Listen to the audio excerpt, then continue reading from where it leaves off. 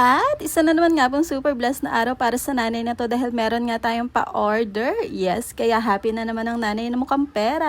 At nabuena manuhan nga itong ating bundled offer for December 24 at 31. Actually, exclusive lang talaga itong bundled offer natin na to dun sa dalawang date na yon dahil nga this time naglagay nga ako ng barbecue sa ating mga bundled bilao. Dahil alam nyo naman mga ate ko, mag-isa lang talaga akong nag-aasikaso nitong aking small business kaya hindi ko din talaga kakayanin kung magkakasabay-sabay na maraming order at pare-parehas na may barbecue. At dahil nga mag-isa lang naman si client na may order ngayon, kaya ayan at napagbigyan natin ang kanyang order. Anyway, inuna ko na ngang lutuin itong aking puto at habang nakasalang naman yung aking puto, sabi ko nga sa aking panganay, pabagain na nga din yung uling na gagamitin ko para sa pag-iihaw ng barbecue. Pagkatapos ko ngang maluto itong aking puto, sinunod ko na din yung pag-iihaw nitong aking barbecue para nga kako hindi ako marush sa pagluluto. Habang nagba-barbecue naman ako, nakasalang na din yung aking pasta para sa aking palabok. O, diba talaga namang kailangan lang ng time management. Kaya naman, pag talagang may pa-order ako, nakaschedule na talaga sa utak ko kung ano yung una kong lulutuin, kung anong oras ako mag-uumpisa, at kung anong oras dapat ako matatapos para hindi malilate itong aking pa-order. After ko nga magluto ng barbecue, nagdire-diretso na din ako ng pagluluto para nga kako, medyo maaga kong mapapapick up itong ating pa-order ngayon dahil nga sa Santa Maria pa ito i-deliver. Sabi nga ni client, bago mag 7 ko na nga daw ipa-pick up dahil nga 9 PM pa naman daw nila kakainin. Kaya naman ang bilin ko kay client, tanggalin agad yung cover ng pagkain pag na-receive na nila ito.